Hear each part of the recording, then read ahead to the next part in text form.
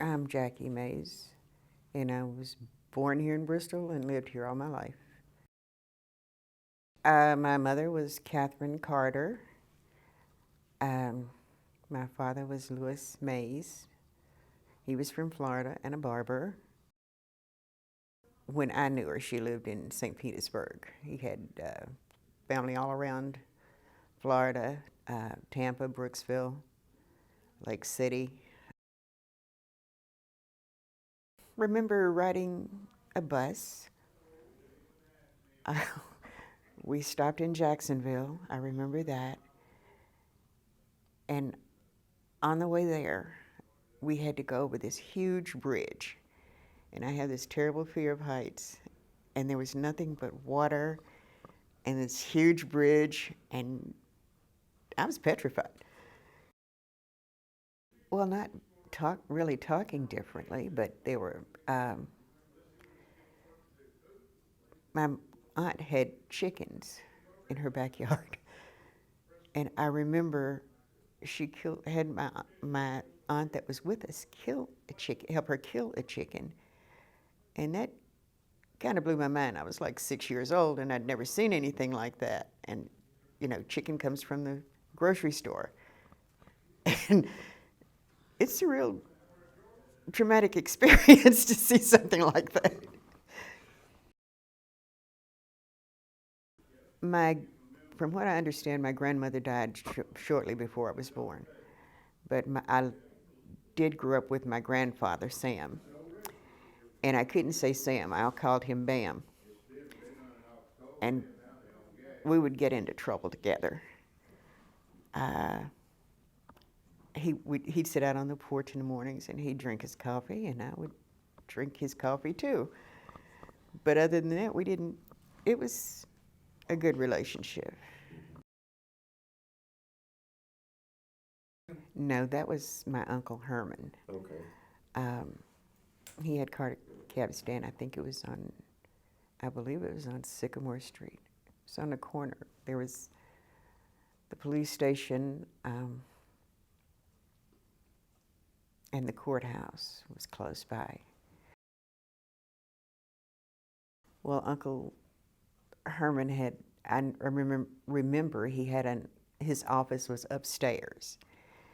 And it was a real treat to go into his office. And I was always amazed by the way he wrote.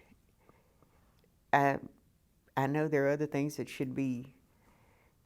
he should be remembered for, but I remember the way he held his pencil, which I thought was extremely odd. And I was wondering how he could write like that. But it was just unique. It was just a little room. It just had his desk and chair and I guess typical office stuff back then. I don't remember that much about it.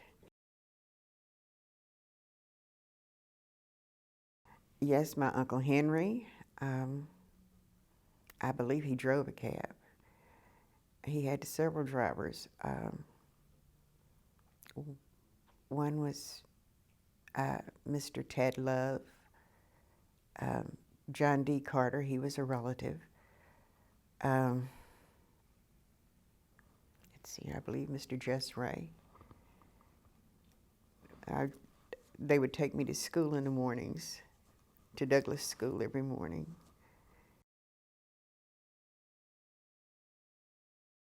I was in Douglas until my senior year. At the end of my junior year, we went to Virginia High.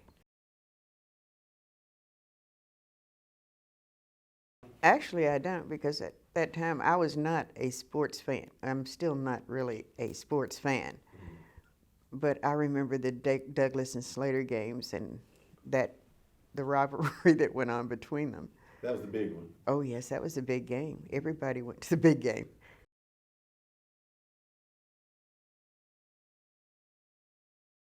I think I was considered a nerd.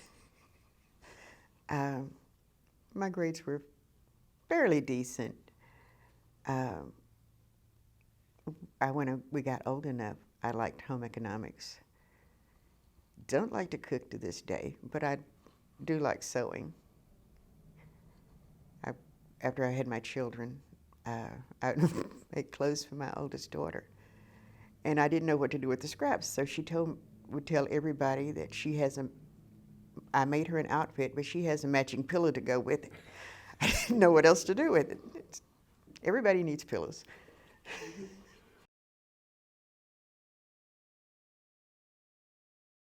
We walked, or like I said, my uncle, we rode a cab. Yeah. My first teacher was Miss Fanny Pookrum. She taught first grade, and she had owned the Morocco Grill, which was across the street. Um, one of the things I remember was um, she tried to. I'm left-handed, and she tried to change that. And she came in one day. She was getting on me about using my left hand, and she was not very nice about it. But I didn't know that my mother was standing outside the door ready to come in, and they had a discussion about it. So I continued to use my left hand. Um, we had a Georgia Polk. Everybody loved her, still do. Um, she was a second grade teacher, and like I said, everybody loved her. I had, let's see, Miss Pookrum, Miss Pope, Miss Grutel Hogan Smith, or Smith Hogans. Smith Hogans. And then we got Miss Ray, Miss Mapp, Miss Ray. Miss Mapp was a strict teacher. She wanted everybody to write correctly, and I remember drawing the little joining circles that were just looked like a coil or a spring or something. Never could get that, but I tried.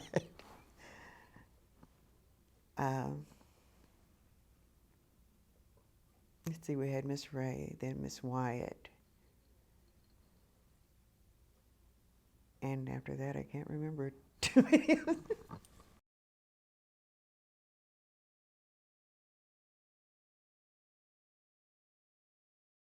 I don't remember them talking to us per se, but I do remember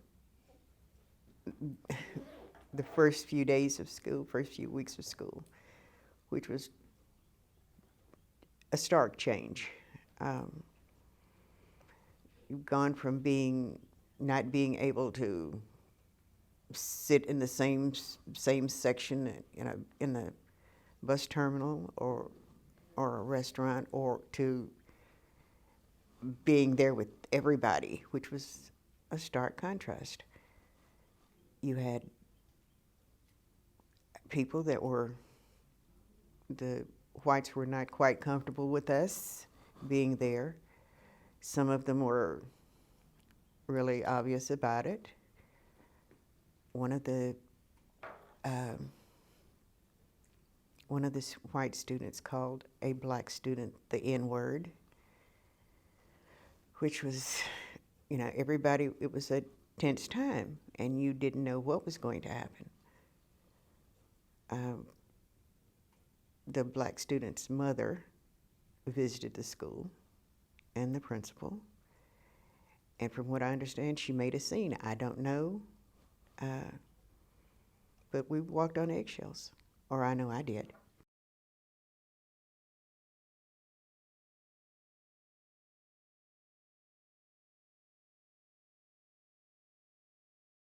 Tried to find a job, which was extremely hard. Everywhere you would go, there would be, no matter what your qualifications were, you have to have experience. And it falls back on how can you have experience if you can't find a job.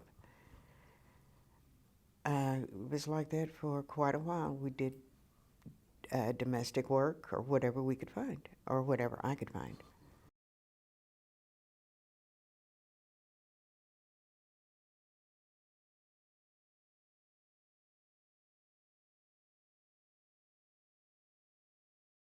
I have a daughter, Catherine, my oldest.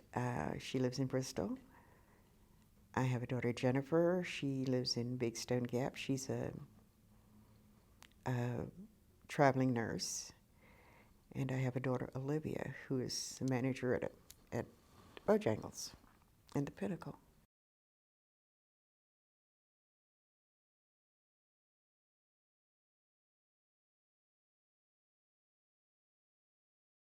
My grandson, my firstborn grandson, I had him from the time he was 2 weeks old because his mother went back to school. And we were partners in crime. We would do things and his mother would, shake her head. And it's one of those, and while I'm saying this, mothers don't know anything. Grandparents don't know anything.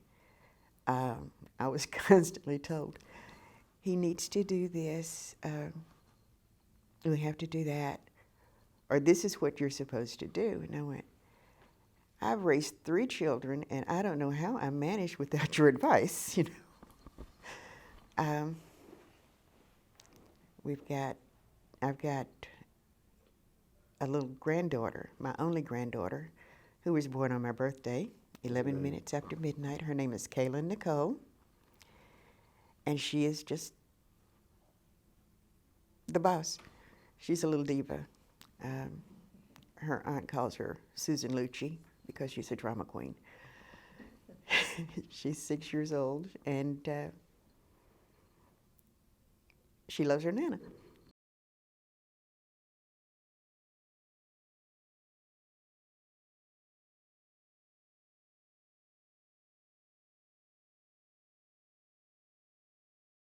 My mother's in Citizen Cemetery. She died 4 years after my father did.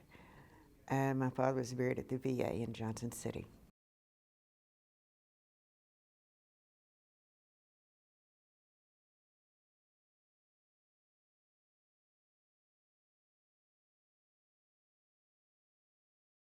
He shined shoes. I don't know why he didn't continue his barber trade, but that's the one thing I remember when I was growing up. And he cleaned office buildings.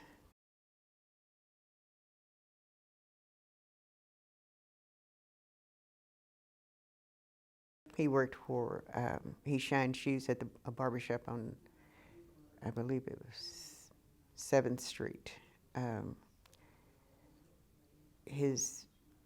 The man that owned the barbershop was Louis Andrews.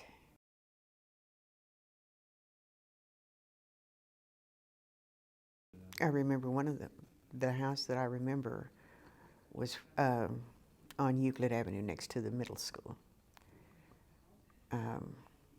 She worked for the Marnies.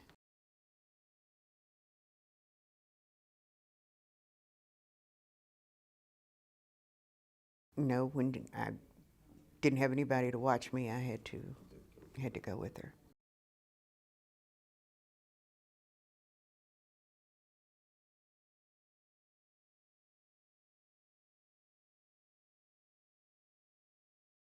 No, she just gave me, I guess, the typical rules of black parents when you have to work for the white person. Of course, the mama thing, you behave. That was first of all. And then don't touch anything that, just don't touch anything. You're just there. Of course, we were told, we were told that, we're, they expect you to steal or something. Don't do that. Don't live up to don't live up to that. But black children were always taught, excuse me, black children were always taught, this is, if it's not yours, don't touch it, don't take it, don't steal. And we all grew up in church, you don't steal because that's against the, that's just not done.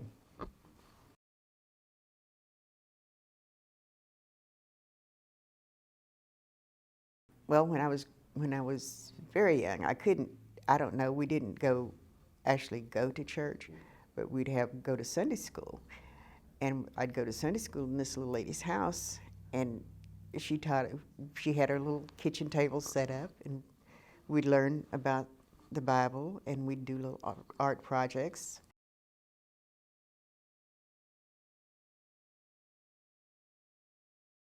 She lived on Virginia Street. Is and I was always fascinated by her because she had the prettiest hair. Um, she always wore it in a bun, but when she took it down, it was past her waist, and it was just, I think she was part Indian or something, wasn't she? She was mixed. She's a beautiful little lady. And once she quit having Sunday school in her house, we went to Everflowing Well Church, which is down the street. And basically, I grew up in that church with Pastor Haynes. And it was, it was just amazing. She was the pastor. Her husband was the assistant pastor.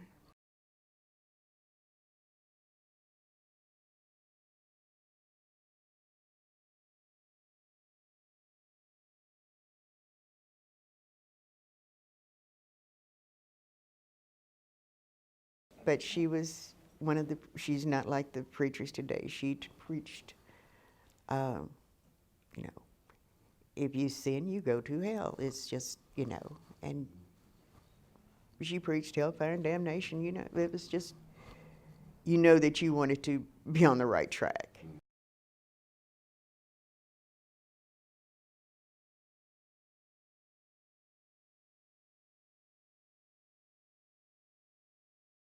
Oh, yes, we had homecomings there, and we would go to Johnson City and other places, and I can't remember those, but I do remember the Johnson City ones. And the homecomings, it was one of those churches where you would, now people go to church at 11 o'clock, they're out at 12. You go to that church, you would be there till 3 o'clock at least. But I mean, you really enjoyed it. It was not like, oh, I got to sit here, and, but you really enjoyed it, or I did.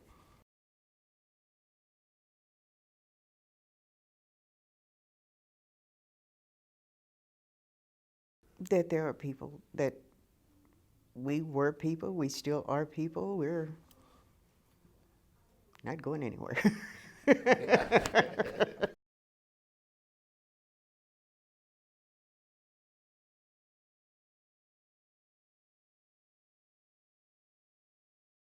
It was not really, but it was, it was hard to see. I don't remember them actually tearing it down, but just seeing the changes was, the history is gone. They had a place, my cousin and I were talking about it the other day, where the cab stand was. There were black businesses there. There's a funeral home downtown. It was known as Black Bottom. Black Bottom. Black Bottom. And that was not really the place to be. That was just where the blacks were. That was their little area where they were stuck.